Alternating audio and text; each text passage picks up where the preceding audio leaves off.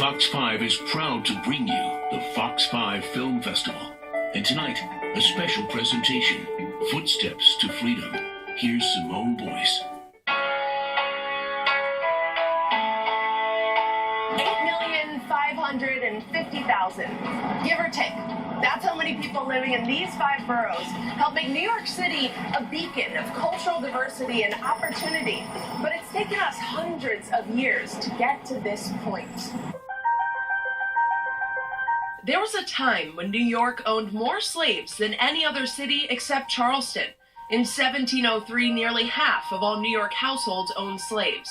And by the mid-1700s, 1 in 5 residents in this burgeoning metropolis were slaves. Looking around the city today, that history seems long forgotten. But as Americans, this idea of an underground railroad inspires us. These stories of survival, the narrow escapes, and the image of different races uniting for a common goal, it's empowering. Maybe that's why the premiere of Underground on WGN America shattered TV records. Oh, Lord, praise in our come. New York native Amira Van plays Ernestine, Underground's fierce matriarch who remains on the plantation after 7 fearless slaves embark on a 600-mile journey from Georgia to freedom. I stand a little taller to know the investment and the price that was paid here. At the epicenter of modern industry on Wall Street and Pearl Street lies the site of New York's first slave market.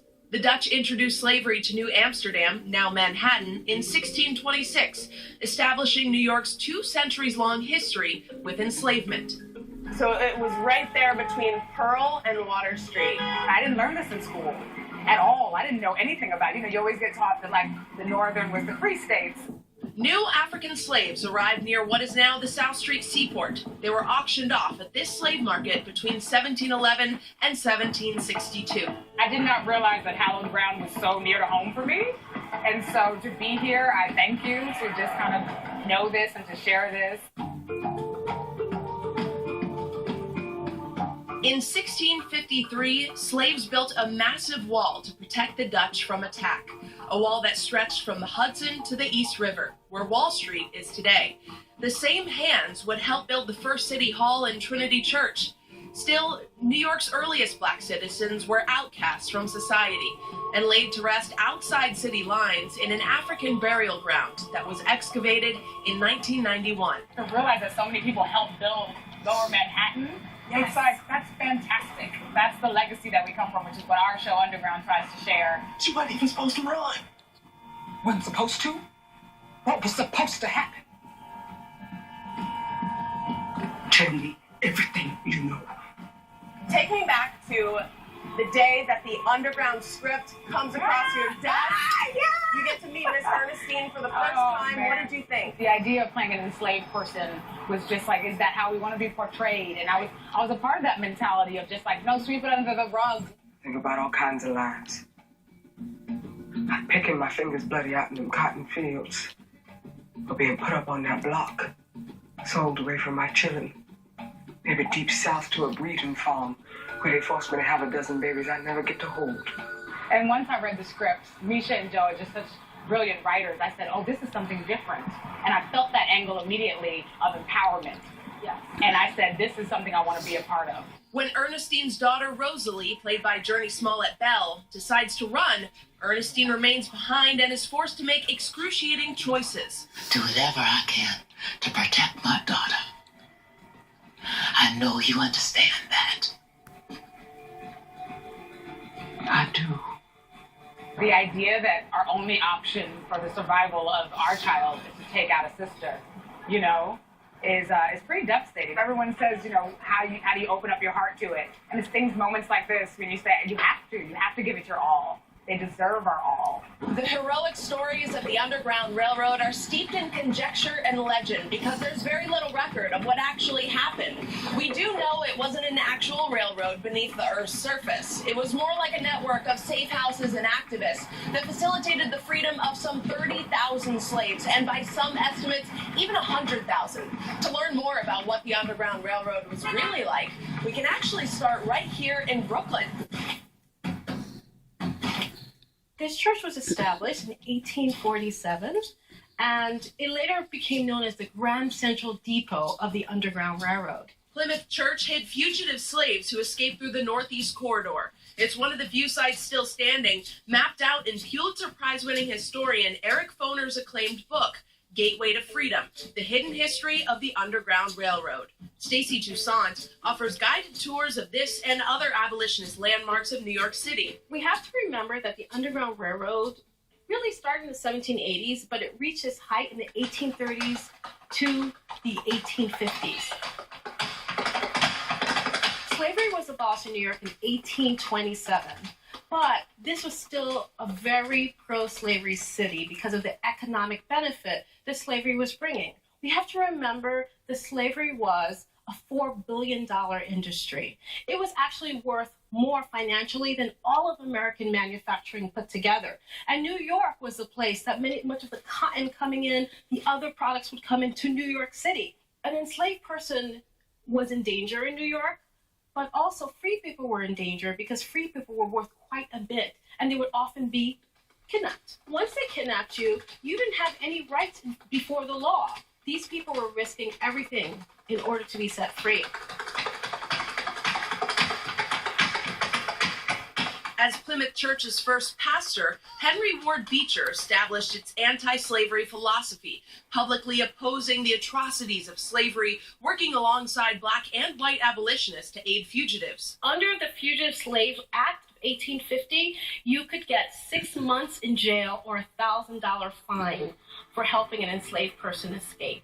Because Henry Ward Beecher was violating the Fugitive Slave Act, there's very little documentation that would tell us exactly how many slaves might have passed through here. But we believe this basement is the area where he kept them. There was a trauma of being kidnapped in Africa. There was a trauma of the Middle Passage where you were put in very small spaces for weeks at a time. There was a trauma of the slave forts, which were these huge forts where you were held before you were sold into slavery. So we have to imagine that being in a space like this, even though it was a place of salvation, would have been very difficult for an enslaved person.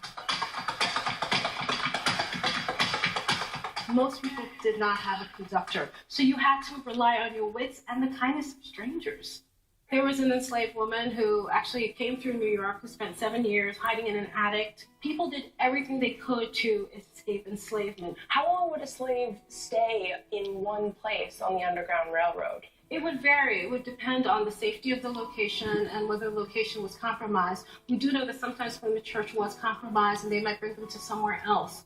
And Harriet Tubman was escorting slaves to Canada. So here in New York City, this might have been a place where they might have come on their way to Canada. Certainly, Canada was the one safe place because we do know that there were paid slave hunters who would track enslaved people down, capture them, and bring them back to certainly often a violent fate if they were captured. So they had a lot to be afraid of escaping.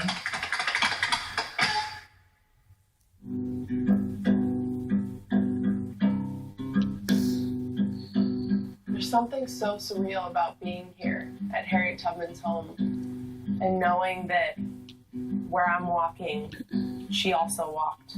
History remembers Harriet Tubman as a hero of the Underground Railroad. She escaped from slavery on foot, but bravely returned to the South again and again and again, rescuing some 50 to 100 slaves when all was said and done.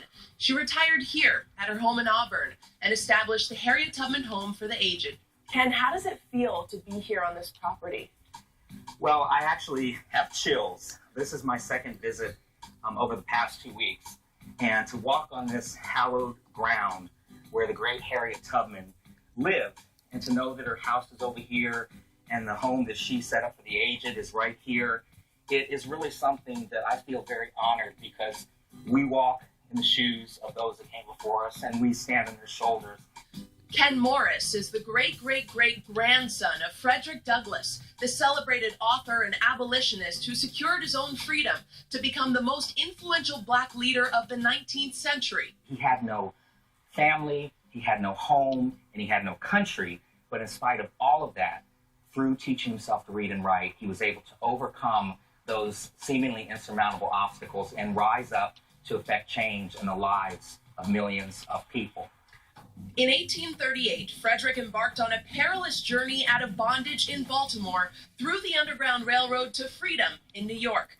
If his wife and Ken's great-great-great-grandmother, Anna Murray, hadn't encouraged him to run, history might have been very different today. She said to Frederick, "You're not meant to be a slave."